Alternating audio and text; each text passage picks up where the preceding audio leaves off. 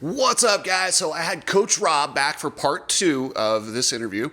We were originally just going to do 30 minutes, but Coach had some things he really wanted to say, and I think you're going to want to hear him. He is one of the smartest people I know, and when he comes in with these, descriptions of what's happening inside the sport, from manufacturers to racers and the whole industry, you should probably listen because he knows what he's talking about, and he's not doing it from any emotional standpoint. He's doing it from a logic. And coming up this week, I'm going to tell you about another company that did something that was absolutely despicable.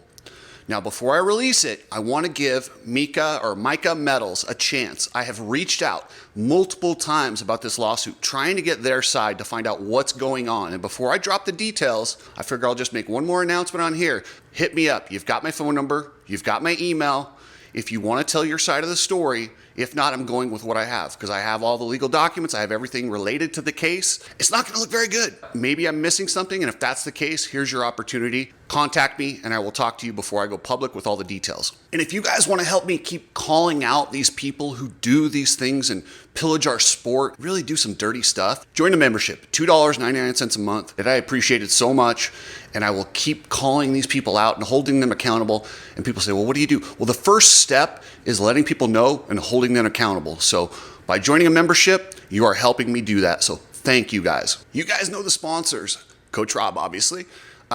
Epic Garage Designs, coolest garage stuff you'll ever see. Travis does an amazing job designing garages and coming up with products that will make your garage look badass. Strapped goggles and shirts. Hit up ridestrap.com, get your red pill shirt, get your cool goggles. Just a great company, and I really appreciate everything they do for me. Precision Transport, a shipping company that you can actually trust.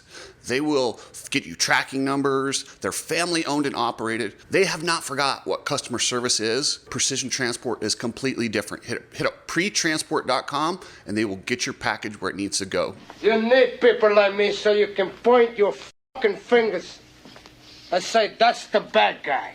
All right, guys, so we're back with part two with Coach Robb. We planned on doing a 30-minute show, but it's never 30 minutes with Coach, so we're going to do two parts here. We covered amateur signings and agents and stuff. And then also I wanted to talk about the costs at Loretta Lynn's. What were the parents saying? Were people okay with what they were paying for? Did they feel like they got enough value? What was the situation out there? It was interesting because I was fortunate enough to be up in the USMCA lookout tower, and we had a couple hundred people come up each day and ask questions and make comments. And without even soliciting it, there's this undertone of frustration. The parents brought up two things. Number one, there's not as many people there because they were joking about how easy it was this year to move around the facility. And then some people will take credit and say, well, that's because there's no pit bikes, but then there's 10 times the amount of golf carts floating around out there.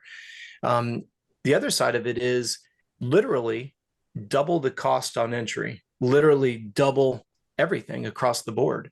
And it's one of those situations, without getting all politically incorrect or correct, depending on where you stand on it. It's like, okay, well, for the people who are willing to continue to pay, we'll just squeeze more out of them because the actual sheer numbers are going down, right? It's like people who don't pay taxes, they get more and more benefits. Well, guess what? We'll just squeeze more juice out of the lemon for those who are paying taxes. Again, it's not to get into a political landscape here, but it's just bullshit. Why should the people who want to go the distance have to pay more and more and more and more? And we had quite a few athletes that did qualify that said, look, even though I qualified, I'm not paying that kind of money. So they went off and did like Mammoth. They're going and doing other one-off races. They're going to go do Ponca next week. And they're like, I get a lot more racing for my money. And I'm like, wow, what a simple concept, right? Simply get to race more for the money you put in, not pay quite as much to go racing when you get there. So that was the undertone. And I was really surprised by it because to me, I just go to I go to this week of racing. I'm there to support my riders. They hit the ground. Should they do ice or heat? What should they do for a warm up, et cetera? And when you step back and you look at that, the gist of it is we don't think that this is worth it anymore. And I'm like, well, this is the beautiful part about capitalism, right? The only way you can show your discontent is take your checkbook elsewhere. And I think a lot of them are going to do it. And I'll say this without mentioning any races. I'm always surprised when a big race is over. Could be Mini-O's, Loretta's, Freestone, any of these big week-long events. And people are like, that I got raped and pillaged. And I'm like, but then you you immediately sign back up as soon as registration opens. So until you take your pocketbook elsewhere, it's the old adage, why do you keep raising prices? Because we can, right? And you can Yeah. be, by the way, that comment came to me in our triathlon division. There's a very, very large triathlon in St. Petersburg, Florida. And I mean, for an Olympic distance triathlon, it used to be $75. Now it's 350, 400. And I just asked the race director, I said, he's a friend of mine. And I said, when are you going to stop raising the prices? He says, when they stop signing up. And, you can say he's a dickhead and you can call him all kinds of names, but I'm like, you know what, dude, I get it. And that's fine.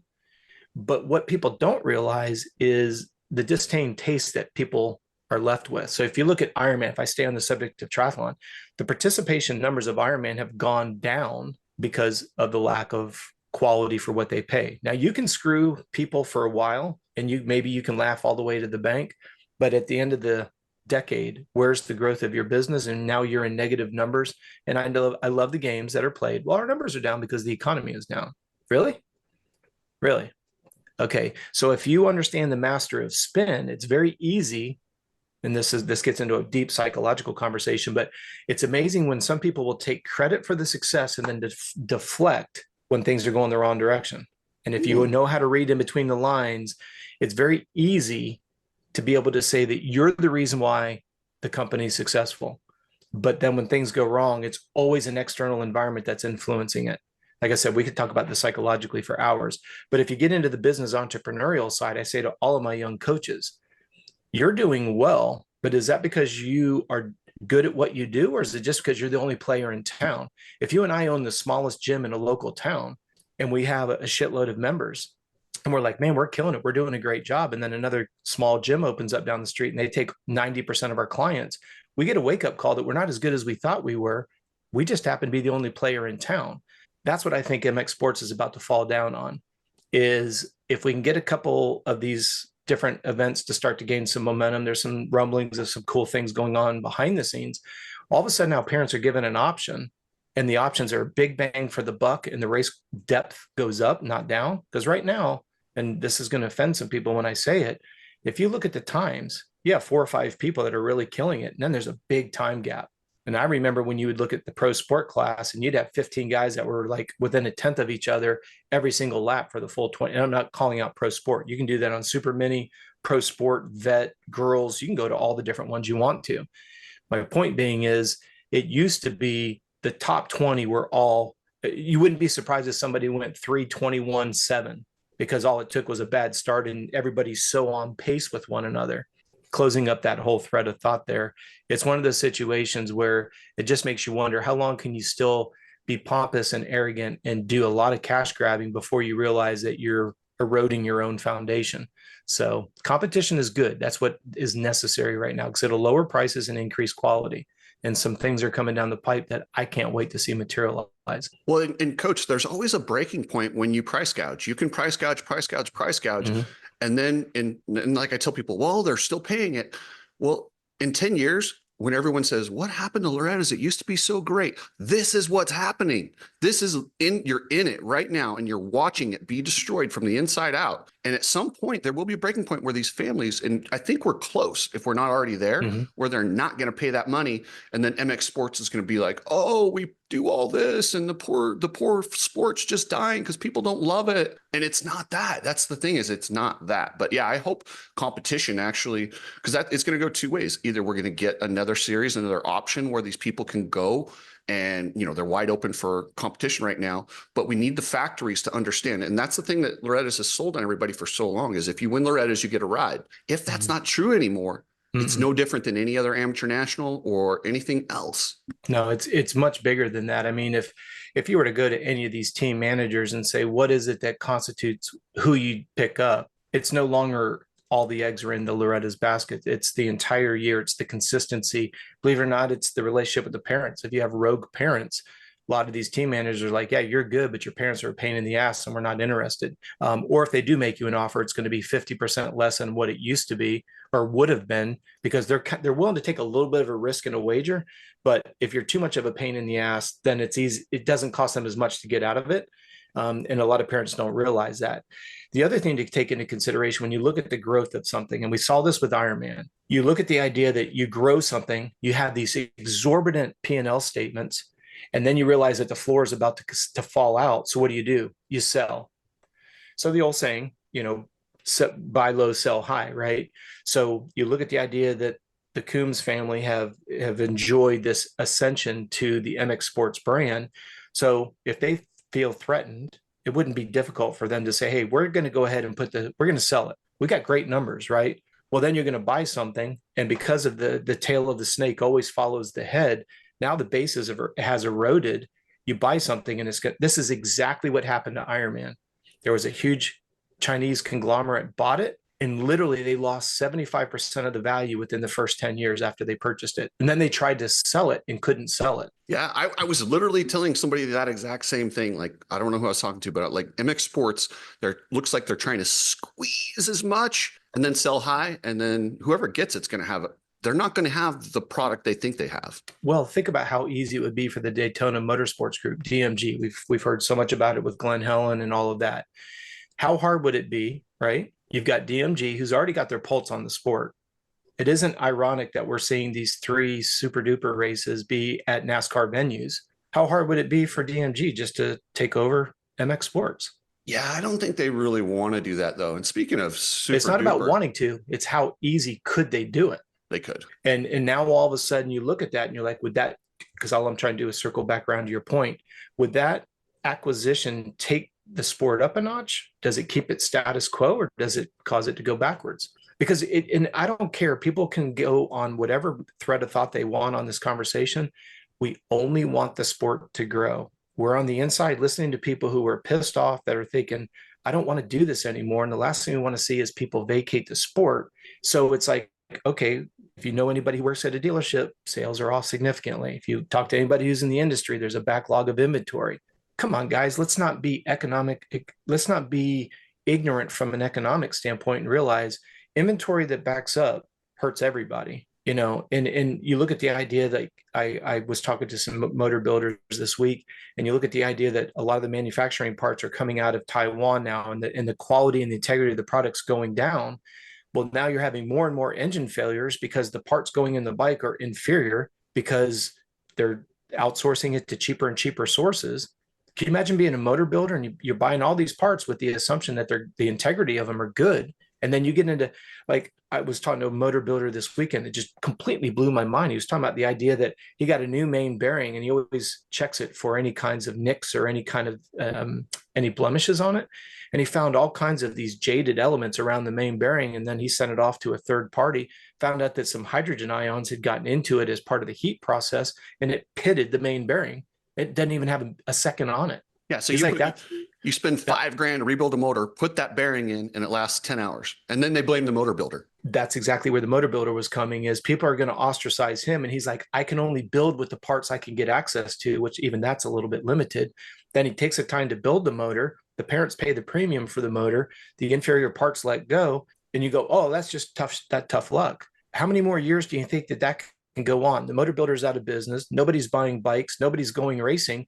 You just evaporated the sport from the ground up, because there's no need for Loretta's if local racetracks can't have races. Now we're back to the economics of this. And that's why I think it's interesting when people are like, oh, you guys are just all negative. No.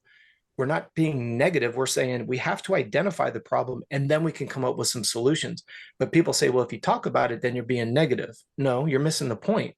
If you act like it doesn't exist, we're going through it right now. I don't care where you stand on the political spectrum. Inflation's in double digits. We haven't seen this since Carter years. I don't care if you're Democrat, Republican, independent. That's not what we're talking about. How's your bank account looking? How's your cost of groceries looking? How's cost of fuel looking? That's all I'm saying. And we'd like to see racing become a little bit more economical. Well, the bikes are what they are. Fuel is what it is.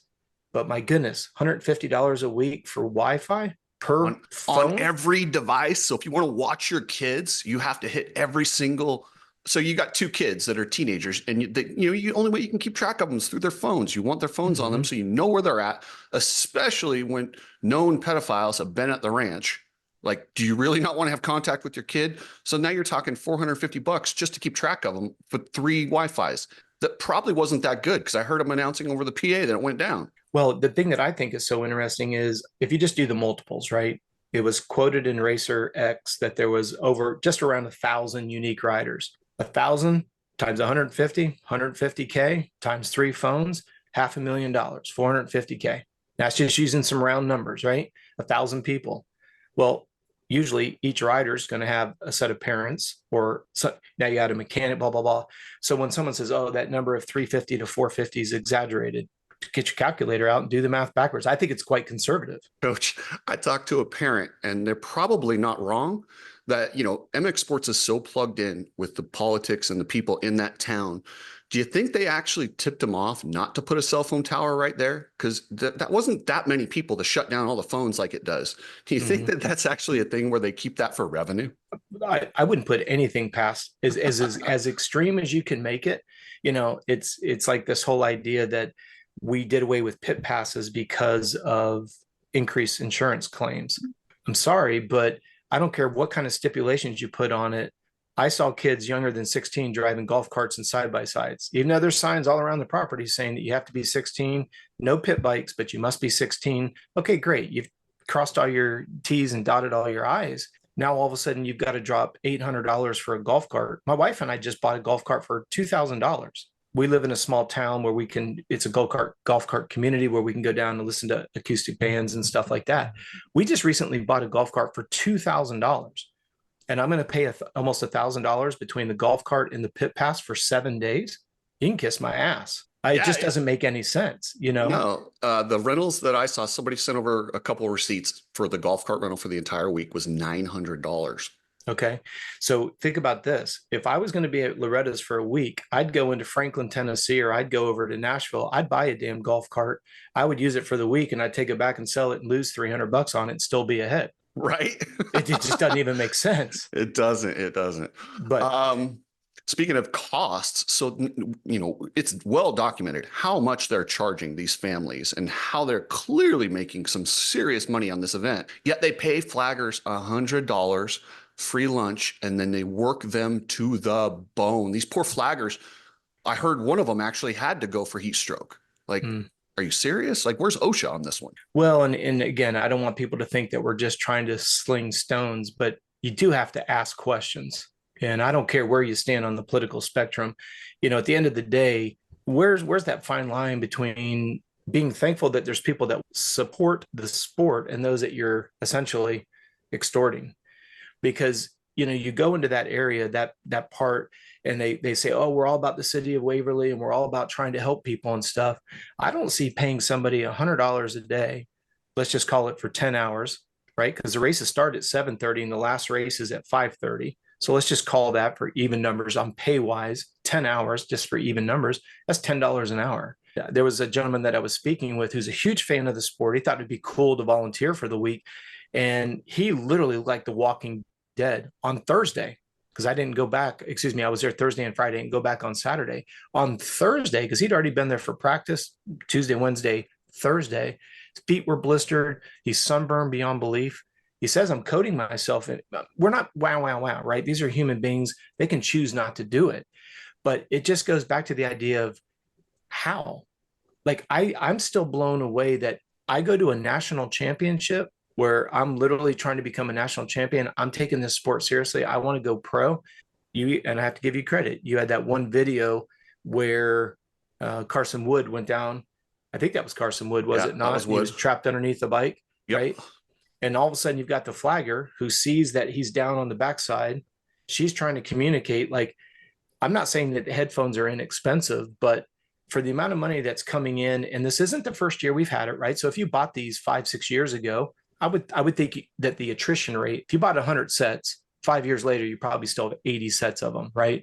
So I'm not saying this year they needed to spend $10,000 on headphones, but there's enough flaggers around there that shouldn't they have a way to communicate? If you're on the blind side of the backside of a jump, now in your video you posted, you've got a lady who's trying to, her responsibility is this section after the jump. She's thinking she's doing nothing wrong, right? She's just trying to help this young man that's stuck under a bike. So she runs to get the flagger's attention over there, completely exposing the section that she's supposed to be managing. And Can Coach, you imagine? I'm not blaming these flaggers. They come in for 1 week a year and they get worked to the bone. Like you said, the guy that volunteered on Thursday, when you're looking that beat, do you really think that guy is going to have the attentiveness to jump out there and do the things? And then, you know, you're going to talk about fining flaggers and suspending flaggers. Like, are you kidding me? The gall of Davey Coombs to write that in Racerhead just made my blood boil. I'm like, these people are out there working their asses off, doing their very best with no tools to make them good at their job. And then you're blaming them, throwing them under the bus. I'm sorry, that's the lowest level of low. Well, and this is why I appreciate you letting me come on and talk about these types of things, because it's not about just having a vendetta against somebody. It's about, this is not the first time we've seen it. There's not been anything really put in place to try to stem it from happening again. And again, I go back to, I'm very blessed. I've got 2 sons and a daughter, right? If my son was trapped underneath there and you saw that one guy came over and clipped Carson's bike at the very end there, and you know, you can see he's laying there, he's trying to do everything he can physically do while he's pinned below the bike. I don't know about you, but I've been pinned below a bike and it's a frightening place, especially on the backside of a jump where you know people are sending it. No different than Deegan during the national, right? It wasn't the guy's fault that left the bike. You know, he ran off the side of the track and there's a bike, there's a bike there, but Deegan's in full send. He's landing. He has nowhere to go. We've all had those where you've come over a jump. There's a small little nipper on the ground, as the Europeans call them. Maybe you see the guy throw the bike off because he doesn't want to kill the little kid that's below. We know that there are situations that are completely unavoidable, because I don't need anybody to leave us comments like, oh, you guys are naive. No, we're not naive.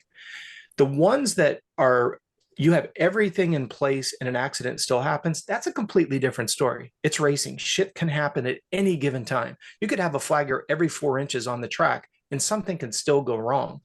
It's the blatantly ones. It's the blatant ones, rather, that you're just sitting back scratching your head going, am I at just a local fair race or am I at a national championship that I spent $10,000 to be here?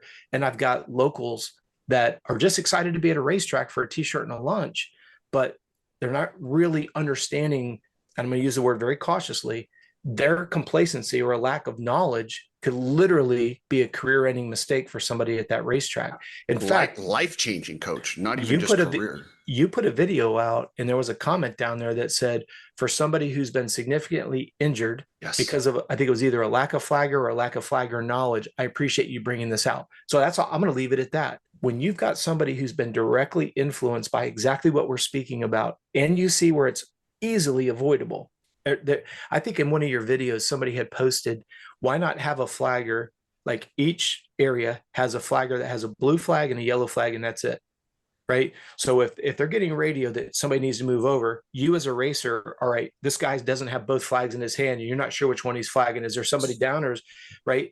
And maybe the blue flag's on the left side of the jump and the yellow's on the right to make it even easier for the athletes.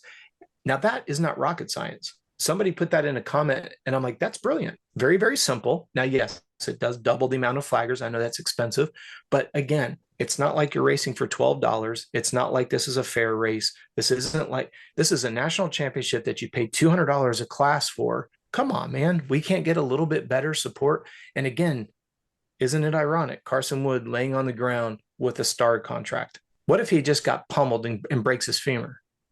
Now all that investment, like, because there's been some negotiations going on. Finally, there's an agreement. There's an ink deal, femur that's fractured.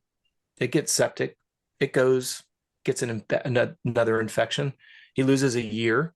By the way, I know 2 people who this exact same thing happened. One was a femur. One was a spiral fracture of tib fib. Both of them got infected. 2 years off the bike. It happens. And like you said, Coach, you'll never make this sport safe. It's dangerous. It's dangerous, but I want to eliminate the stupid.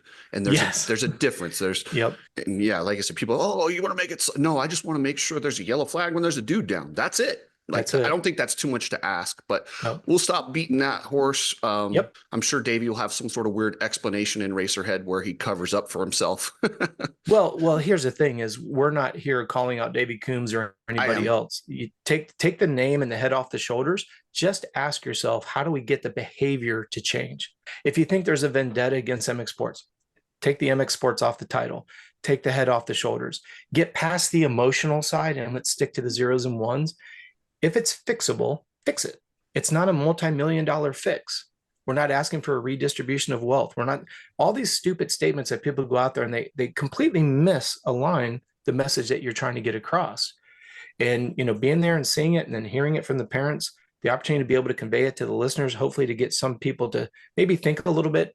You don't have to think like me.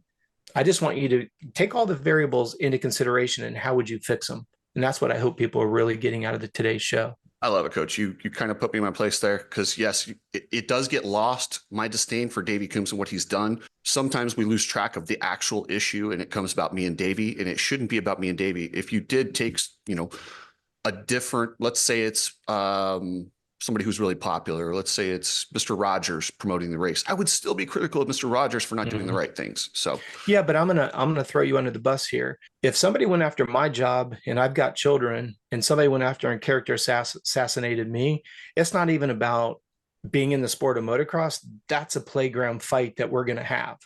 And you'll always be on my shit list if you're gonna try to jeopardize my integrity, my income. So for somebody who thinks that you've got a vendetta, they need to go back and watch some videos and get a little bit more history as to why there's such a disdain for somebody, because I don't think anybody who's got a true set of balls on them is going to be okay with somebody. It's just like a certain somebody that went after you and tried to get you fired from Tucker because you made a comment about them, that your skin's that thin and you're going to go after somebody's livelihood. Gloves off, let's go. yeah, So let's make sure that that's clearly understood as well. I'm welcome. People can challenge my opinions and all that and say whatever you want. But when you start going after behind the scenes and going after my jobs, my incomes, and doing some of the things that they have done to me, and they have, I get a little, I'm a little pissed, but that's where some of that anger comes from. But in general, I just want what's right for the riders, the sport. But a real man should be pissed off about that. We'll leave it at that. Okay. All right, guys, we'll switch to a different topic here. And man, your guys did awesome, Coach. And I could tell your guys later on in the week held up better than most of the others. Tell me about your guys. I know Nolan Ford, dude, that kid is something special, man. Yeah. And when you see him off the track, he's totally unassuming. Sawyer Geick's the same way. If you look at Aiden Steinbrecher, same way. I mean, I could go, we were fortunate. We had 16 riders there. Talon Leach, and we don't have enough time to go through all of them, but we're very fortunate. We've got some 65 riders. Jack Defendahl was on 65s as well, all the way up to the pro sport class with Zayden Mason and with Aiden Dickens. We had a great week. We kind of publicly teased that we were hoping to hit the 300 championship mark. We came in at 298. We really anticipated 2 with Nolan. He had them in the bag, but stuff happens, right? First motos, he went 1-1 in both classes. Second moto, leading, gets jumped on, shears his bars in half. He gets a DNF. And again, he was in contention, could have won both, coulda, woulda, shoulda. We say that those 3 words are not allowed in our vocabulary.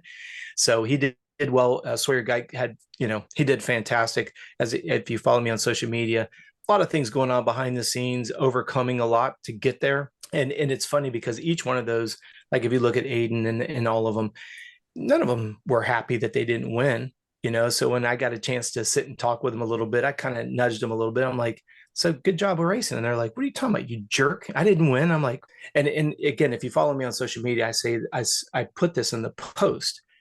Selfishly for me, anybody who's under a 250, I like it when they're getting faced with adversity. I love it. I love it. I love it because you really get to see, number one, are they prepared for disappointment? And how do they handle it? If you go back to Nolan, right? A DNF after a win, you've got a 50-50 chance of what athlete's going to come out for Moto3. Either he's got his tail in between his legs, pissed off, he's going to let the whole week get disturbed because of somebody's accident. I mean, if you saw the picture, it sheared his bars. I think you posted that on your recap. But I don't know. I mean, I do know, but the listeners aren't going to know. Until he comes out and stamps another 3rd moto, you're not going to know what kind of mental tenacity he has. Sawyer Geick couldn't buy a start to save his life, not his own. He'd get a good jump. And then somehow, somewhere between 5 feet out of the gate in the first turn, we'd find somebody that would find a way to find our handlebars. You never would hear it from Sawyer. I'm only stating it publicly because you could watch it, right? But if you talk to Sawyer, he never mentioned it once. Aiden, exact same way. And that's what I always say in the social media. There's so much more story behind it, but where I don't become popular, and I was saying this to Sawyer and his parents, I'm glad he didn't win. And Sawyer wants to throat punch me in the face. Like, what do you mean? I'm like, because if you had cleaned house this year, I probably wouldn't have that fire-breathing dragon next year. And that's what adversity will do. The best example of this, for the sake of the listeners, think about Villapoto. Got his ass handed to him by Alessi his entire amateur career. Now, I like Alessi, and he was kind enough to come on our Navigating Amateur Motocross. It's not a character assassination comment. Stick to the point.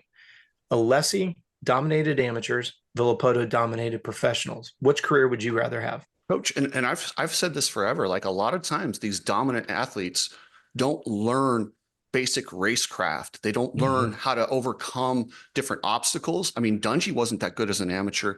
And then James Stewart he won everything. But when he ever got adversity, he struggled a bit. I mean, he was the fastest man on the planet and had a great career. But you could openly see he didn't have a racecraft that some other guys had. Well, how many times did James get taken out coming through the pack? Because he's just like, just WFO.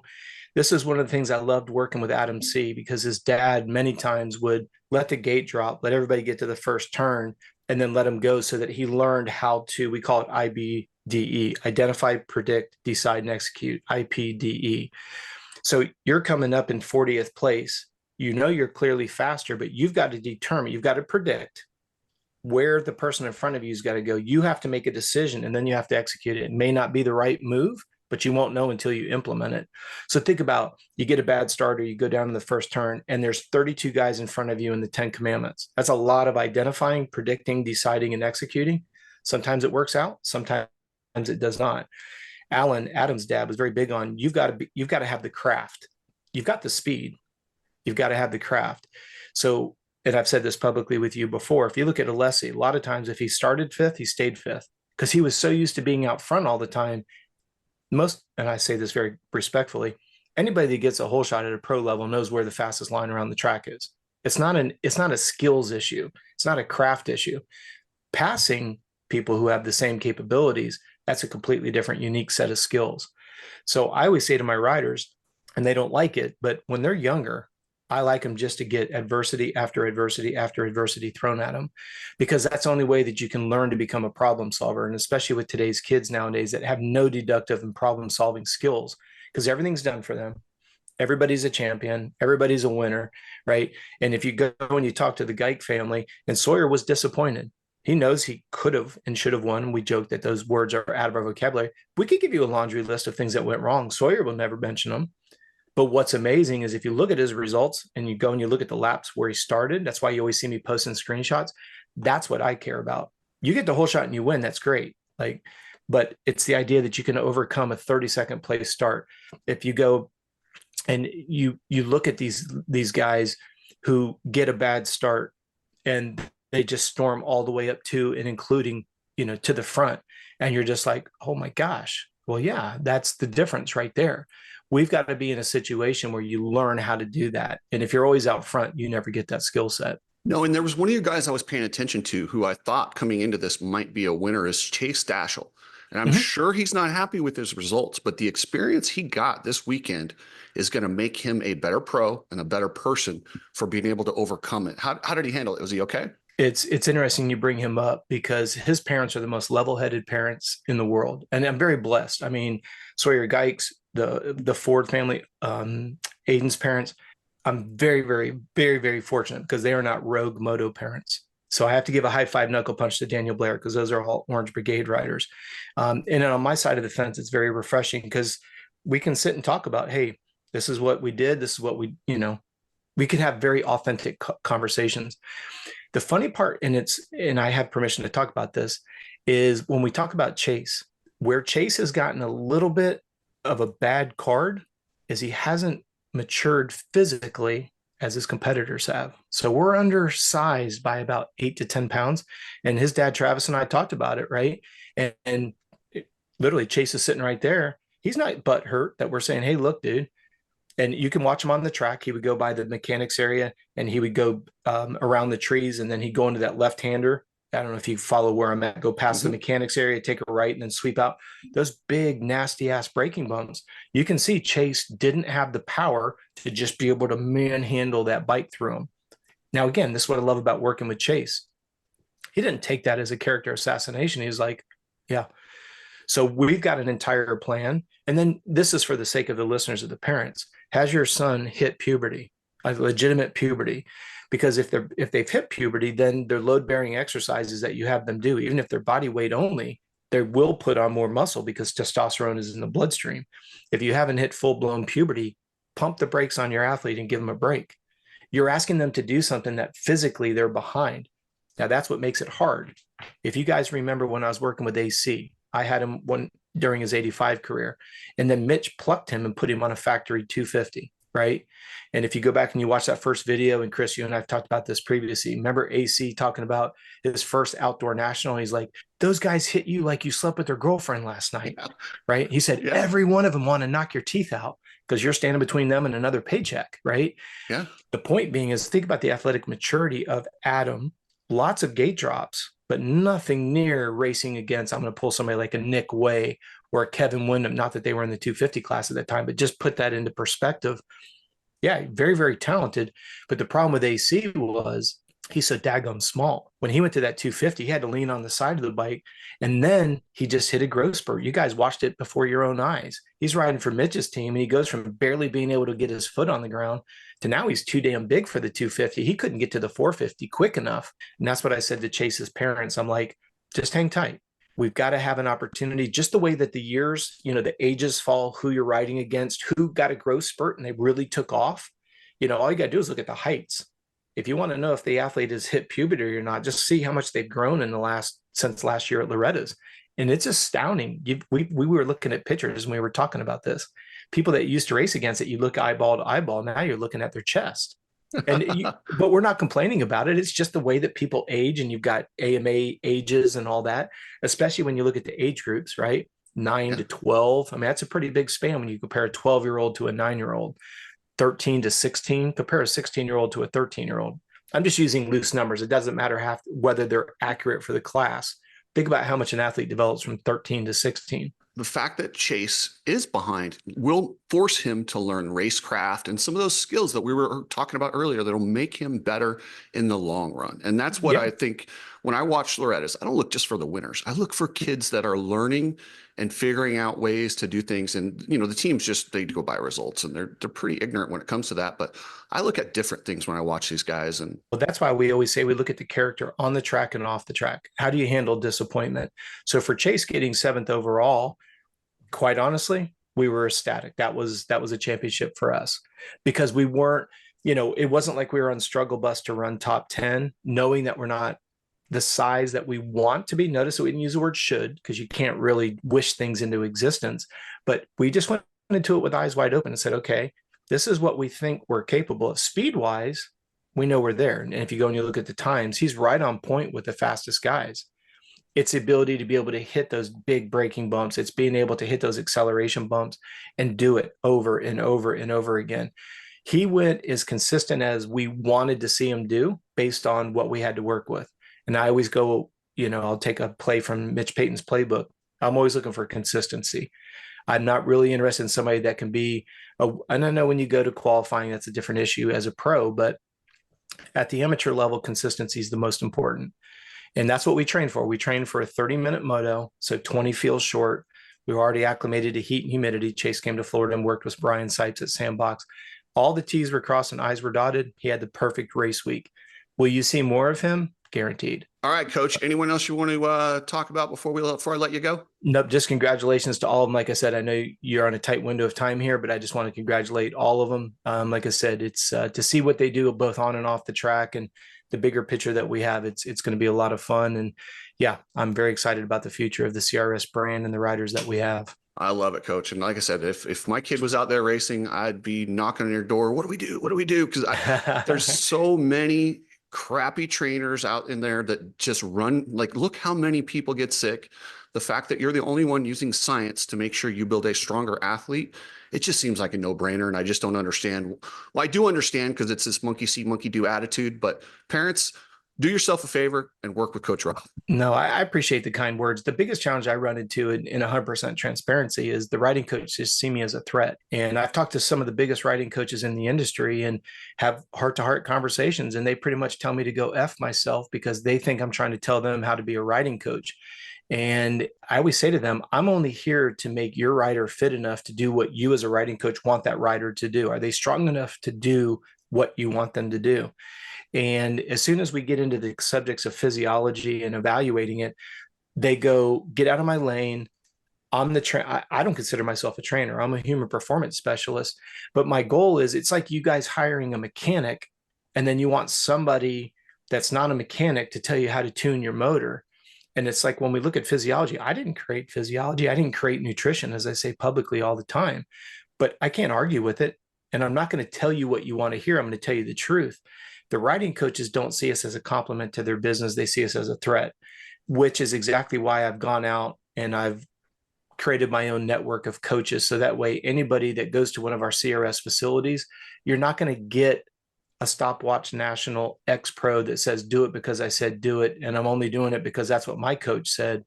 With all of our CRS coaches, there's a purpose, there's a methodology behind it, and we're willing to share that with both the parents and the riders. And we have evaluation materials that we put in the hands of every parent.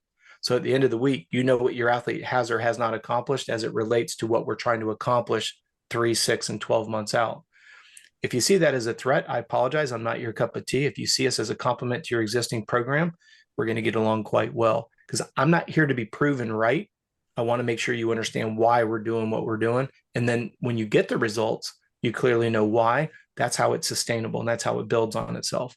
So we didn't get the 300 that we were looking for. We're at 299 and we're sitting tall. So we just have to keep trying. But no, congratulations to not only our CRS riders, everybody who made it. You recognize that you're one of the 42 fastest riders in the world. And I'm fortunate enough that I have clients all over the world. And Loretta's, you'd be surprised. People would do anything to be able to get here. So props to everyone who made it. Congratulations, whether it's your first or 15th time. You know, how many times has Barry Karsten been there? 41 out of the 43 years? I have no idea. A lot, but yeah. A lot. Barry, I love that guy. He's so cool. Yeah, and he's so down to earth. Nobody yells RM Army louder than he does. So I love him. He's a great guy. Yeah, he's definitely one of the good people in this sport. Good people. Well, brother, I appreciate it. Coach, thank you so much. It's always a pleasure. And yeah, whenever we get something else on, we'll have you back on. Sounds good. Take care. Thank you.